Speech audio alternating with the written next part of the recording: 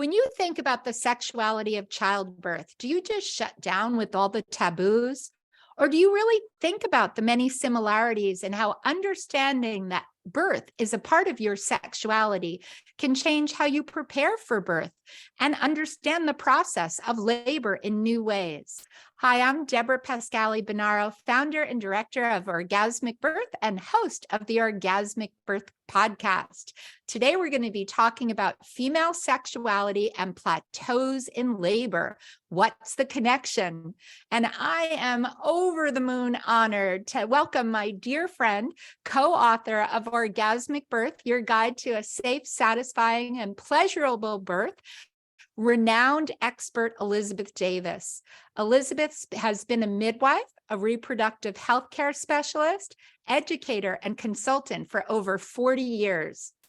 She's internationally active in promoting pregnant, person-centered birth and is widely sought after for her expertise in midwifery education and organizational development.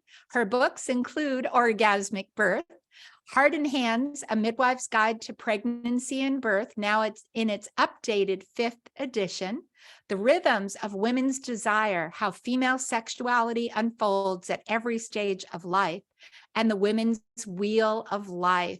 So welcome, Elizabeth. It is beyond a pleasure to have you here today to share your wisdom with our listeners. Oh, thank you so much, Deborah. It's so good to see you again. It is so amazing to be reconnected because we've had so many discussions about orgasmic birth over the years. And I know that your wealth of wisdom and your foundation connecting kind of the sexuality of birth to birth and birthing bodies makes such a difference. And I just wanted to ask you, I thought about this. How did you begin that connection? What set you on this path to see the sexuality of childbirth and kind of bring that together in your education? Well, having an orgasmic birth, that would do it. And as that was in 1974. So at a point where midwifery in my state, where I was trying to practice, that I had intentions to practice there. But when I first began training, well, gosh, it took another 15 years before we were legal in California. So I didn't talk about orgasmic birth to virtually to anybody, really, until I met you. Because, it's bad enough to be a marginalized healthcare provider in a system that pretty much at our throats, let alone disgrace myself or make myself look crazy saying I had an orgasmic birth. But, when I think back on how that happened, I wouldn't even have applied that term to it, except retrospectively, because my first birth was so traumatic. I call that period of time the dark ages of childbirth, where I was literally tied down for that birth. Imagine that. My husband couldn't be in the birth room, and it was only maybe a year or two later that this very courageous husband, I love to tell this story, did this amazing thing. They were about to kick him out as they wheeled his wife into the delivery room, and he handcuffed himself to her so he could see the birth. Wow. Those times were so ripe with these radical behaviors. But anyway, my first birth was really hard. I couldn't find a midwife, and I had way too much Pitocin and other interventions that they weren't necessary. So, including this large medial lateral episiotomy. They literally cut me sideways. And it really never healed. Did they ever ask you? Because back in that time, right? No permission. No. When I went to see somebody afterwards, they said, well, you could have plastic surgery. And I was just so devastated by that. And it just fueled my fire, it just fueled my fire to have things be better. So 2 years later, I'm pregnant with my daughter, and I have a midwife. I'm out in the middle of nowhere, and my midwives are a little worried about that. But as her head was really coming deep inside me, I just tuned into my body so profoundly, mostly because I didn't want to tear over that scar. So I found myself feeling everything, all the pressure, all the stimulation, and my breathing changed. It became like, you know, like that, the orgasmic breathing, and just pure ecstasy, you know, just such the most beautiful experience of my life. And again, I didn't really tell anybody about it, but I began studying. I began investigating what is the connection physiologically between sexual activity and birth. And the bottom line is, you know, we know that oxytocin is the love hormone. We know that when we're aroused, we release oxytocin even without physical stimulation. And in birth, at the moment of birth, it is 10 times higher than at any other point in a woman's life. And add to that all that vaginal stimulation. I mean, how could birth not be orgasmic? And that's where we get into looking at the reasons why very often it isn't. What happens in the hospital? What is the usual management, and how does that get in the way? Isn't it? It's so sad what we're doing. And I have to say here, I've heard your first birth story before, but hearing it again and just thinking how you were treated and how many people are treated today. And then that you took that journey and really trusted your body in a new way, in a new place, with a midwife that could hold that space and had that orgasmic birth. Wow. Right. So, Well, I do want to say that what made that birth so hard was that I had educated myself, but I couldn't get a midwife. I couldn't get the birth I wanted. But on the other hand, that gave me a head start to be able to go forward the next time with more confidence, because I knew what I missed. So, yeah. yeah. So as you started to, because I know you've done so much work, and like your books, I always say to everybody, like if anyone listening here hasn't read Elizabeth's books, you have to.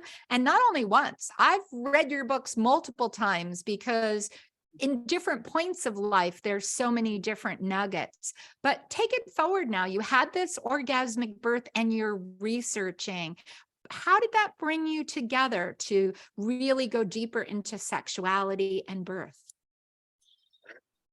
Well, I remember speaking at a conference, I believe it was in Mexico, and I found myself saying, you know, there are a few ways that birth and sex are very much alike. We don't know how long it will last, and we don't know what awaits us at the end. And that was kind of a springboard for me to start expanding my view of labor and the concept of prolonged labor ultimately being false. That time being linked to labor was erroneous.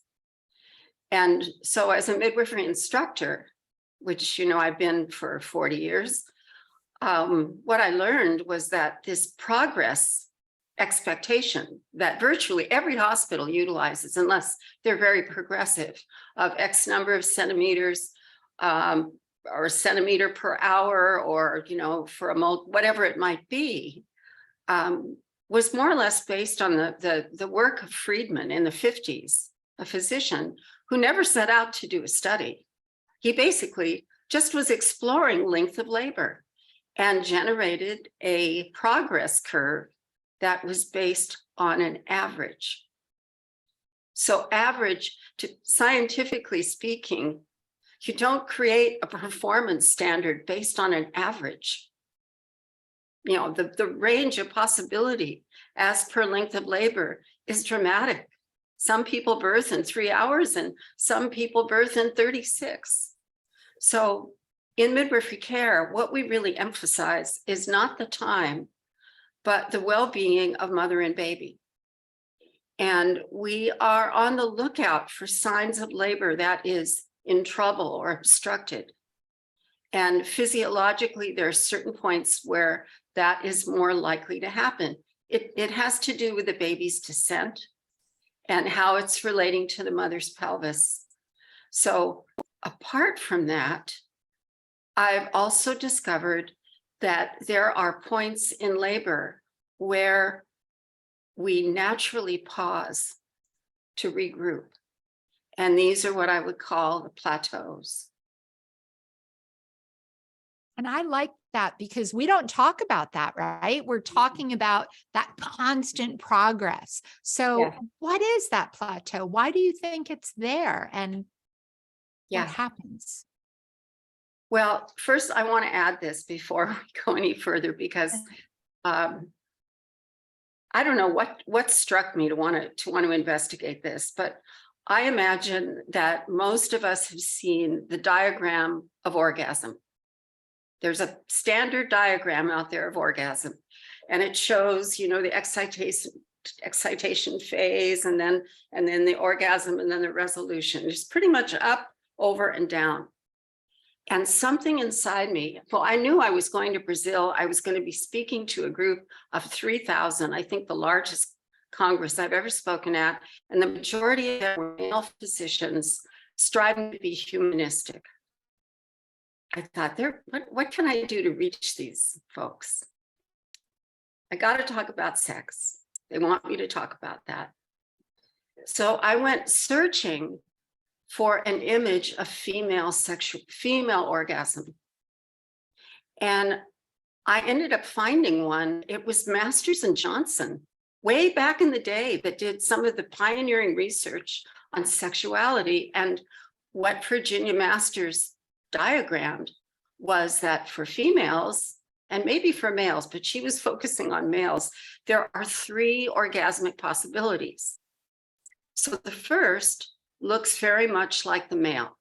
You know, there's the excitation phase, the plateau, the orgasm, and the resolution. And then the second is interesting because we go up, but we never quite hit that peak, but we kind of bounce along the top. So I ran this by my audience. Well, first I said, which is male and which is female? And everyone laughed. And then I said to the females in the group, I said, so what do you all know about that? Kind of that bouncing? And they were all, yeah, we know.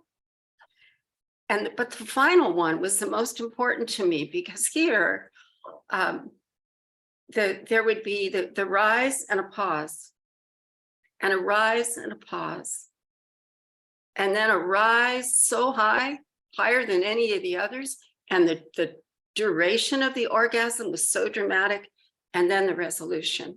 And I thought, well, that's what this is all about. You know, female sexual nature is reflected in the birthing process at these particular points where we pause. So I also said to the group at large, you know, and just call out your answer. What are you doing when you take that pause? And many of them, you know, they all smiled that they knew about that one too. And they said things like, oh, changing my breathing, or changing position, or moving around a little bit, or trying to spread out to hold more energy. But the magic word for me was integrating. I'm integrating so that I can go on, so that I can hold more and feel more. So then I you know, and so then I looked at the birth process, and I found this wonderful study that was done, an excellent study done in Africa. It's on PubMed, and I can supply information for Deb so she can supply it to you. But it's 12 locations, well controlled, all vertex term babies, no Pitocin used, no augmentation. And they found that the average time between 4 and 5 centimeters was 7 hours. Average. Wow. And it was like 25,000. It was a big study. And then they also found at 8 centimeters, there was a pause point too, of 2, maybe 3 hours. And then sometimes again, around the point of crowning. And I immediately saw the correlation to my experience as a midwife. So what I can say about those times, that 4 centimeter point, that's the point where you go, many, especially the first time, where many go, oh my God, I can't do this. I'm not one of those natural birthers. Forget orgasmic. Like I'm not going to be able to do it. It hurts. I'm doing everything right, you know? Well, that's another way I've said this, is that's the point of realizing you don't do birth, it does you. And what a lot of people don't know, that it is right around the corner, the endorphins are waiting. The beta endorphins are there to provide nature's pain relief if we just surrender. And that surrender is bigger than physical. It's letting go of a lot of, you know, psychological constructs around being in control and doing it right. But when you release that and you move into labor land and the endorphins kick into your body, then you begin to have that experience of altered state. And you feel good. It feels good. So the 8 centimeter point, I could say a bit more about this. I think I will. Do. Yeah, and another thing that's happening as we progress in labor is our brain waves change. Brain waves go from being your average daily chatted up coffee drinking or tea, whatever it is, beta frequency, which looks really jagged and rapid. And when we're in that space, it's harder for us to link up with the waves of others because we're like almost static interference. But when we slow down, the first stage in slowing down is what we call alpha. And we know that in meditation, we know that actually in rhythmic activities like making love, like dance, like gardening has a rhythm to it. Even, you know, washing dishes, folding clothes, things that take us out of our brains and more into our bodies. And the waves on a chart are there. They really look like waves, you know. And with that, we just reach deeper into ourselves. And once you cross that 4 centimeter point, you move into alpha, and the beta endorphins help you get there. But as labor goes further and deeper, we move to a frequency known as theta. And theta is the slowest brainwave frequency we can be in this side of consciousness. So, you know, otherwise we're asleep. And the waves are, they're just, ooh, they're really, you know, the amplitude is really significant. The hard part about that we're now really having frank discussions about trauma. Thank goodness, because for a while, even that topic was taboo in the birthing arena, is that the example given through the UK study that showed that many women who had been raped had flashbacks during labor. And the explanation is simple. Even though I've never been raped, if I imagine it happening to me, I know the first thing I would do is fight. I'd try to get away. I'd try to escape. I'd have so much adrenaline running. My beta frequency would be off the chart. And beta and adrenaline go together, by the way. I could say more about that, but just for the time being. But if I couldn't escape and get away, I'd just drop down into survival. And that level of survival is theta. It's really slowing down, stepping out of time, just getting through, and I hope I survive. So the beauty of theta is the healing potential of labor at that point. And I know that for myself, because that first birth, I had a lot of healing to do. But it wasn't until I reached that 8 centimeter point that I did it.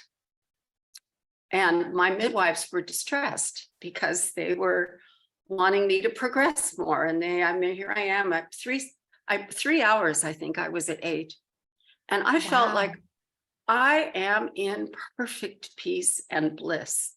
I mean, I knew exactly where my body was at, where my breathing was at. I knew exactly what to do. And between contractions, I was just traveling. And again, retrospectively, I can look at what my work was at the time, I was reweaving or re-imprinting my identity as a birthing person. I was changing those negative imprints from my first birth to positive ones. And that's the power of birth.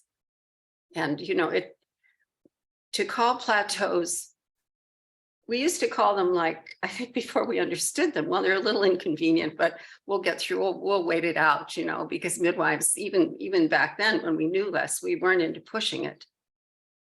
And then it became more like, well, they seem to be functional. There's a regrouping going on here. But now I would say they're sacred. I think what we do in that time is meant to be as per the transformation of becoming a mother again.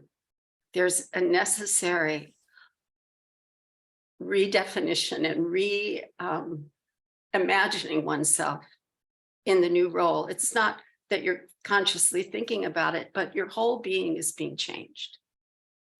And at crowning, sometimes, the psychological things, and when I say crowning, I mean, you see a lot of head and then no, and a lot of head and then no, and a lot of head and then no.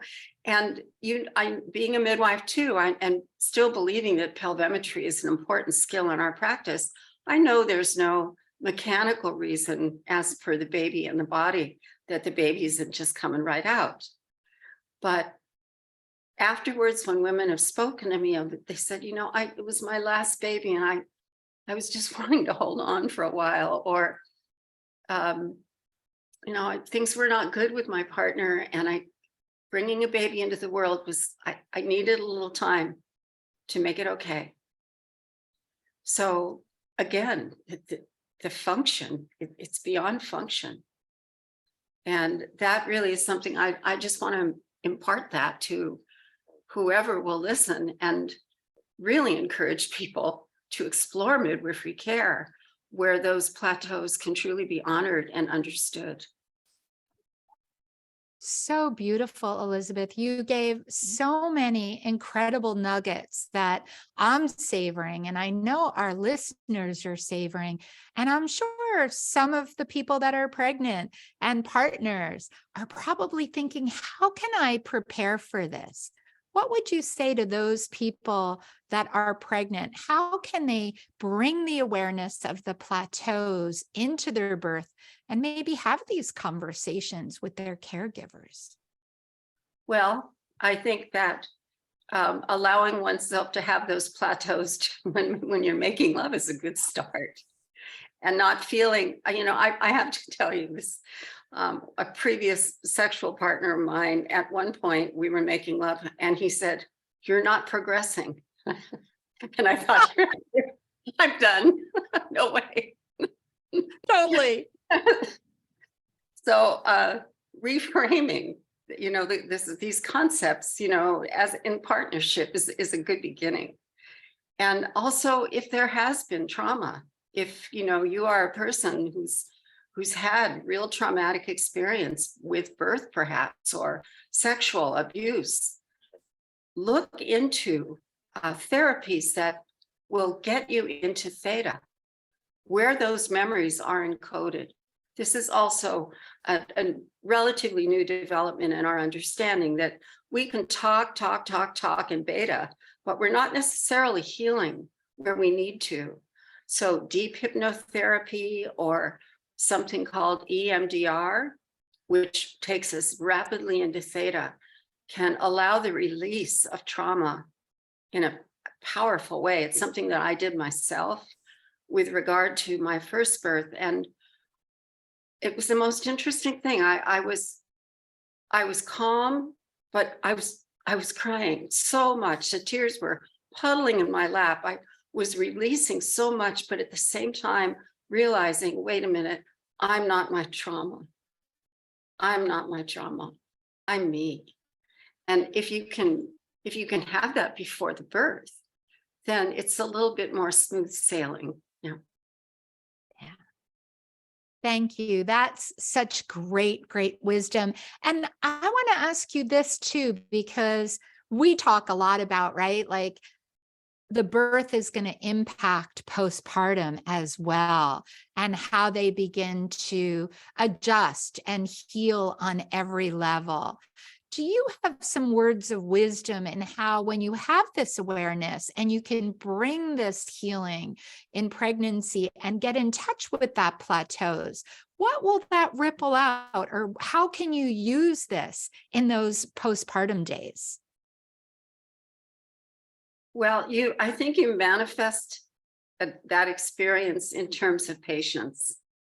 And it's patience with your own growth as a parent, with your own emotions that aren't always, quote, positive.